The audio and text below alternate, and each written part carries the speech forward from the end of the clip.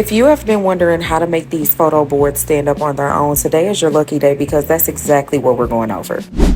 I already have my image adhered to the insulation foam board, and this is our end goal on what the stabilizing piece should look like. To get the first triangle, we're going to take an unused piece of foam board and we're going to measure our first cut line area. Starting at the edge, you want to take your cutting tool and then you want to cut straight down. And because insulation foam board is pretty thick, to reinforce the cuts, you just want to go over that a couple more times. And just like that, boom, we have our first triangle.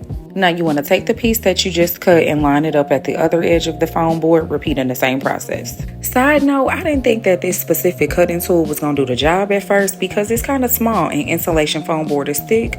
But honey, all I'm going to say is it's a good self-defense tool. And definitely go back to your ABCs on cutting because you don't want your other hand to get in the middle of that blade. So anyways, we have our first two pieces cut. Let's move it along. This next piece is sort of like your base. This is what's going to hold it up and secure it. So you want to make sure that your photo board and then your triangle pieces have enough room so that they will sit back and rest onto this base. Once you find that point, mark your cut line and then start to cut it straight across. And this is what it should look like afterwards.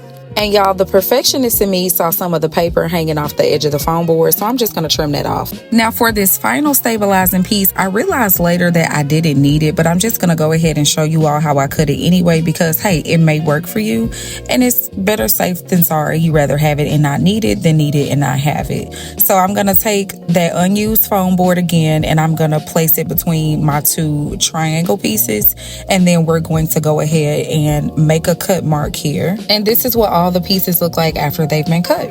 Now here comes the part we've all been waiting for. Is this really going to work? Is it going to hold this photo board up? Let's see. So I'm going to go ahead and take my hot glue gun and I'm going to go ahead and apply hot glue at the bottom of my photo board, and we're going to go ahead and glue it down to the base. That's glued down and it looks like we have a pretty good foundation. So I'm going to take some hot glue and apply it to the side and the bottom half of my triangle piece. And then I also want to apply some glue to the base just to give it that extra security. Now that the hot glue is applied, we can go ahead and connect those two pieces until it dries. Repeat the process for the second side, and in my case, it worked fine. This is when I've determined I didn't need my middle stabilizing piece. If you still need that extra support, use it.